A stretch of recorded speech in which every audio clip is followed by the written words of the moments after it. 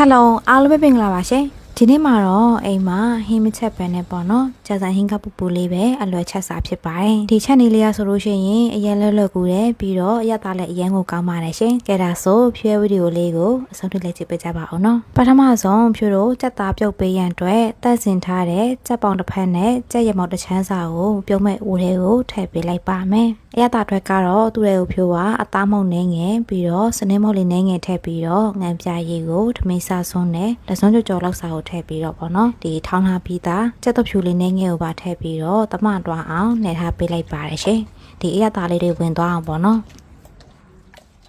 ဖြူရိုနဲ့သွားလိုက်တာအားလုံးလည်းတမတွားပြီဆိုလို့ရှိရင်တော့ရေကိုချက်သားမြတ်တွေထည့်ပေးလိုက်မယ်ပြီးရင်တော့အဖုံးလေးအုပ်ပြီးတော့မိနစ်30လောက်ပြုတ်ထားပေးလိုက်ပါမယ်နော်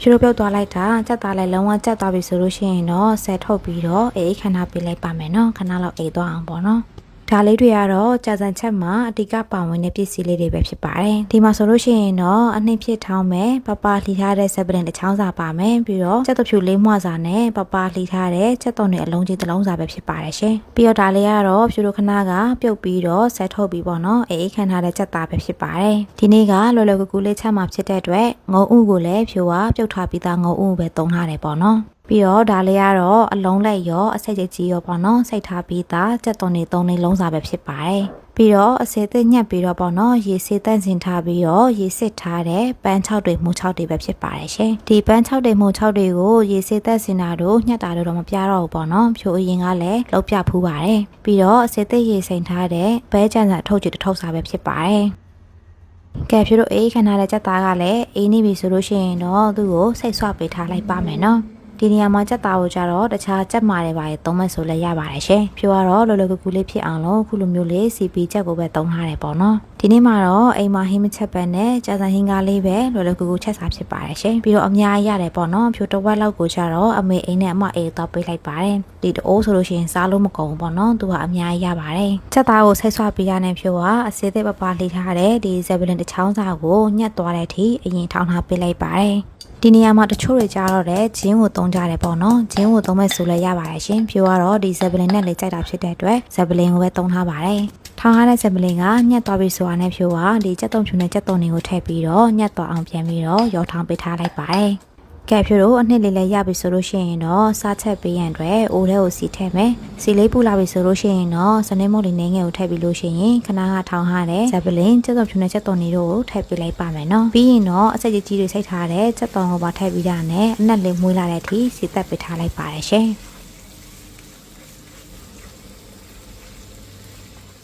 ဖြူရဲစီတက်လေးကအနက်လေးမွေးလာပြီဆိုလို့ရှိရင်တော့သူ့ရဲ့ကိုအယောင်တိမ်မတစွန်းစာလောက်ကိုထည့်ပြီးတော့တမထွားအောင်ပြန်ပြီးတော့မှုထားပေးလိုက်ပါတယ်ဒီငှုတ်ဒီအစိမ်းမုတ်လေးကလည်းအနက်လေးမွေးလာတဲ့ထိပေါ့နော်ခဏလောက်စီတက်ပေးသွားလိုက်ပါတယ်ရှင်ဖြူရဲစီတက်လေးကအနက်လေးလုံးဝမွေးလာပြီဆိုလို့ရှိရင်တော့သူ့ရဲ့ကိုပြုတ်ပြီးတော့စိတ်ဆွထားတဲ့စက်သားကိုထည့်ပြီးလို့ရှိရင်တော့တမထွားအောင်လုံးထားပေးလိုက်ပါမယ်နော်အားလုံးနှက်သွားအောင်တေချာလေးမှွေသွားပေးလိုက်ပါတယ်ဖြူတို့ဝင်သွားလိုက်တာအားလုံးနှက်သွားပြီဆိုလို့ရှိရင်တော့သူ့ရဲ့ကိုသားမုံနှဲငယ်စားနှဲငယ်နဲ့ငှက်ကောင်းမုတ်ကိုခက်မြမြလေးအုပ်ပေးလိုက်ပါတယ်ပြီးရင်တော့ဒီငံပြရည်ကိုထမင်းစားစွန်းနဲ့နှစွန်းစာလောက်ကိုထည့်ပေးရနဲ့တမတွားအောင်ပြန်ပြီးတော့ဝင်ထားပေးလိုက်ပါတယ်ရှင်ဒီချက်သားကိုကြတော့စီလေးပြန်လာရေးပေါ့နော်နည်းနည်းလေးခြောက်လာတဲ့အထိကြော်သွားပေးလိုက်ပါတယ်ရှင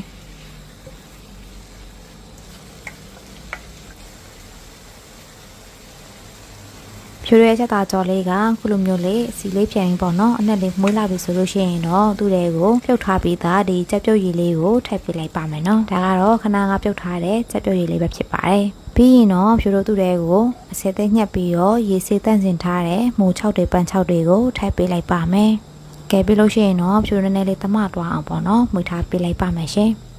ခဏလောက်မှွေပြီးလို့ရှိရင်တော့နောက်ထပ်ရေကိုကိုလိုအပ်သလောက်ထည့်ပေးလိုက်ပါမယ်နော်ရေကိုကိုလိုအပ်သလောက်ထည့်ပြီးပြီဆိုလို့ရှိရင်တော့အဖုံးလေးအုပ်ပြီးတော့ပွက်ဆူလာတဲ့အထိတဲသွားပေးလိုက်ပါမယ်ရှင်ဖြူတို့တဲသွားလိုက်တာခုလိုမျိုးလေးပွက်ဆူလာပြီဆိုလို့ရှိရင်တော့သူ့ကိုနည်းနည်းလေးတမတွားအောင်ပေါ့နော်မှွေထားပေးလိုက်ပါမယ်နော်က ခဏလောက်မှွေပြီးတာနဲ့သူ့ရဲ့ဖြိုးကဒီပြုတ်ထားပြီးသားငုံဥလေးကိုထည့်ပေးလိုက်ပါတယ်ပြီးတော့ဒီခဏကရေစိမ်ထားတဲ့ကြာစမ်းကိုပါထည့်ပေးလိုက်ပါတယ်ရှင်ပြီးတော့အားလုံးကိုနှက်သွားအောင်ပြန်ပြီးတော့အသားလေးမှွေသွားပေးလိုက်ပါမယ်နော်ဖြိုးကဒီတစ်ခေါက်မှကြတော့ဒီဟင်းဖက်မများလေးစားချင်တာဖြစ်တဲ့အတွက်ဒီအဖက်မများလေးနဲ့ပဲချက်ဖြစ်ပါတယ်ရှင်တကယ်လို့ဒီနေရာမှာဒီအဖက်များနဲ့တလို့ခံစားရရင်နောက်ထပ်ရေကိုလိုအပ်သလောက်ထပ်ပေးနိုင်ပါတယ်ရှင်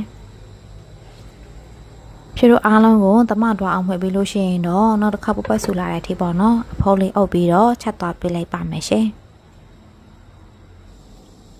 ကဲဒီတစ်ခေါက်မှလည်းပပတ်ဆူလာပြီဆိုလို့ရှိရင်တော့သူ့ကိုနည်းနည်းလေးတမတွားအောင်မှွေထားပေးလိုက်မယ်ပြီးရင်တော့ရတာပေါငန်ကိုဒီနေရာမှာမြေချိပေးလိုက်ပါမယ်နော်ဒီနေရာမှာရတာပေါငန်ကိုကိုစိတ်ကြိုက်ပြင်ဆင်ပေးနိုင်ပါရဲ့ရှင်အပေါငန်ကိုပေါ့နော်ဖြိုးရတော့သူ့ရဲ့ကိုတကြားလေးနှင်းငယ်ပြီးတော့အသားမုံနှင်းငယ်နဲ့ငံပြာရည်ကိုထပ်ပေးထားပါရဲ့ရှင်ဒီနေရာမှာကိုကတကြားမသုံးဘူးဆိုလို့ရှိရင်မထက်လည်းရပါတယ်နော်